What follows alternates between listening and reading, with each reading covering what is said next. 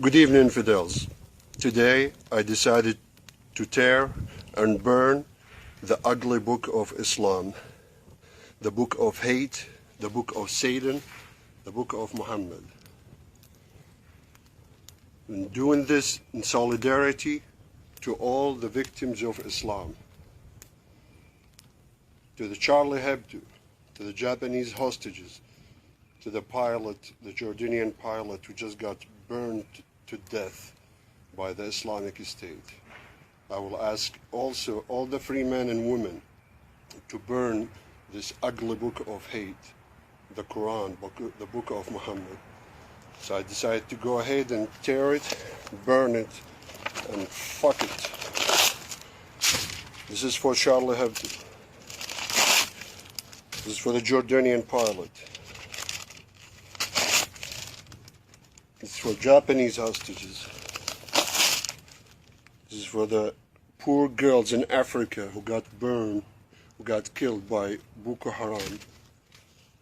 To the Yazidis and the Christian and Jews in Middle East. To all the free men and women, all the victims of Islam. Here's the ugly book of Muhammad. Here we go. Fuck it. Also remember, there's an American saying says, one apple a day, take the doctor away. Why don't you burn one Quran a day and take the fucking shitty terrorist away? And here's it. Go to hell, motherfuckers. Thank you, infidels. Burn it.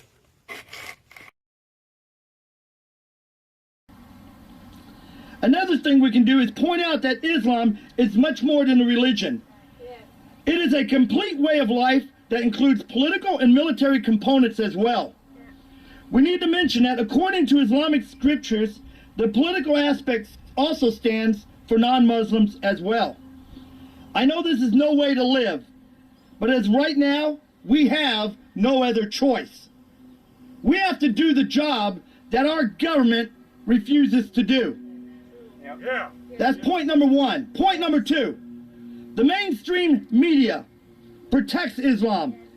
And if we had them on our side, things would be much different. The country would have turned Islam a long time ago, and Muslims would be discouraged from coming here. What we have to do with the mainstream media is counter their claims as well. Once again, if you see an article that whitewashes Islam, leave a comment on the bottom of it. These are peaceful actions that you can do, as Terry pointed out. We are peaceful. If there's no comment section available, look for the contact information and write to the editors. Show them the facts and let them know we are sick and tired of them covering for Islam, the enemy of America, because terrorism has a religion, and that religion is Islam. Yep. Yep. Let them know we are more concerned with protecting life as we know it than being politically correct.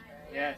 We will not let America die because of the virus called political correctness. Yes. Yeah. Point number three, Yep.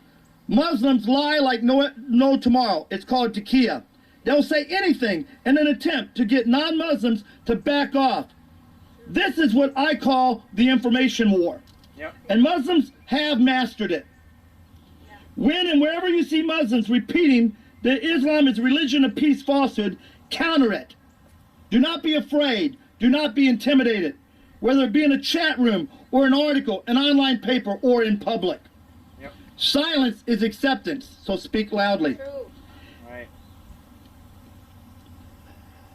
These days, it is politically incorrect to speak out against Islam. Only time and the continued evidence against Islam will change this. Yep. Again, in the meantime, speak out. If someone calls you a racist, ask them what race Islam is.